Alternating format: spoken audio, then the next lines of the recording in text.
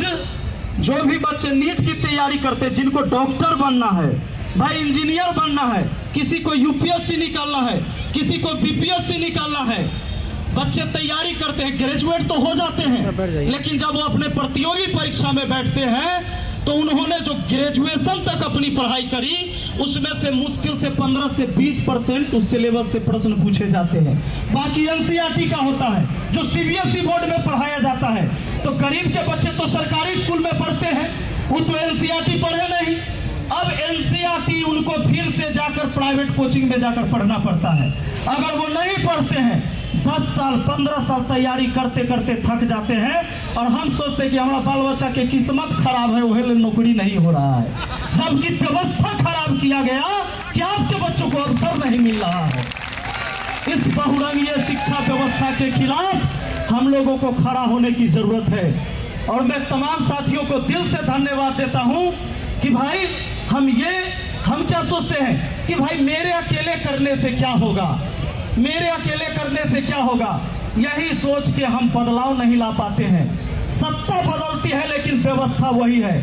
आज बिहार में चुनाव होने जा रहा है, सरकारें मुफ्त की सारी चीजें बांट रही है, रोजगार छीन छीन कर राशन बांटा जा रहा है, लोगों को हाथ में कटोरा पकड़ाया जा रहा है, भिखमंगा बनाया जा रहा है, लेकिन बाढ़ से बचने के लिए पूरे बिहार में कोई ऐसी व्यवस्था नहीं है। उधर नेपाल से पानी आए तो आधा बिहार उधर डूब गया, आधा बिहार पानी में डूबता है और आधा बिहार सुखाड़ से बर्बाद होता है। धान का कटोरा छीनकर और इन नेता और भ्रष्ट अधिकारियों ने आपको चूड़ा और मिठा 2 किलो थमा दिया बाढ़ के टाइम में, और हम सोचने लगे कि बाप रे बाप नेताजी मेहरबान है हमारे ऊपर। इस व्यवस्था को बदलने की जरूरत है दोस्तों। अभी छात्रों के लिए छात्रवृत्ति बढ़ा दिया गया, चुनाव है, 600 वाला हो गया 1200, 1200 वाला 2400, 1800 वाला 3600। जानते हैं हमें पैसे देंगे ये चुनाव के टाइम में छात्रवृत्ति बढ़ाकर, लेकिन बच्चियों को अभी भी सरकारी स्कूल में अलग से शौचालय की व्यवस्था नहीं है। इसके ऊपर किसी नेता अधिकारी का ध्यान नहीं है, शौचालय नहीं बनवा रहे हैं। बच्चियां जब स्कूल में जा रही हैं तो मुश्किल से, गांव की बच्चियां हैं तो स्कूल से निकलकर फिर घर जाती है सोच के लिए कभी अगर उसको जरूरत पड़े तो, शौचालय नहीं है, छत झड़कर गिर रहा है, जो ही स्कूल बचा हुआ है उसके छत टपक रहे हैं, सब में 4 दीवारी नहीं है, गेट नहीं है। ये सिलेबस हमको समान सिलेबस नहीं बना कर देंगे, ये हमको सिर्फ छात्रवृत्ति देंगे सिर्फ वोट के लिए। ऐसी शिक्षा व्यवस्था से कभी देश नहीं बदल सकता है दोस्तों। शिक्षा व्यवस्था अगर वन नेशन है तो वन एजुकेशन सबसे पहले चाहिए।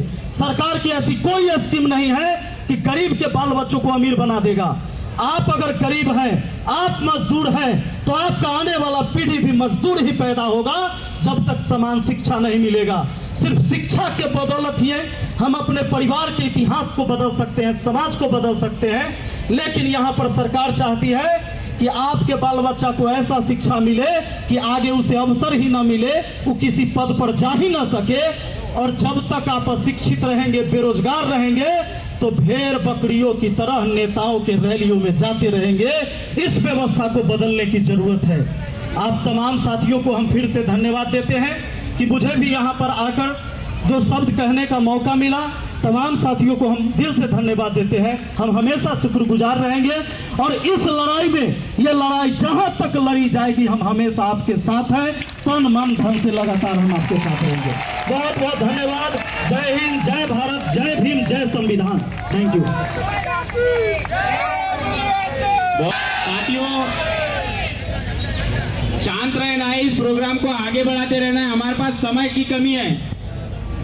साथियों, समय की अगली कड़ी में मैं आमंत्रित करना चाहूंगा माननीय मोतीलाल सिंघानिया सर, जो कि राष्ट्रीय अध्यक्ष है भारतीय विद्यार्थी छात्रावास संघ। सर आए और समय को ध्यान में रखते हुए अपनी बात रखें।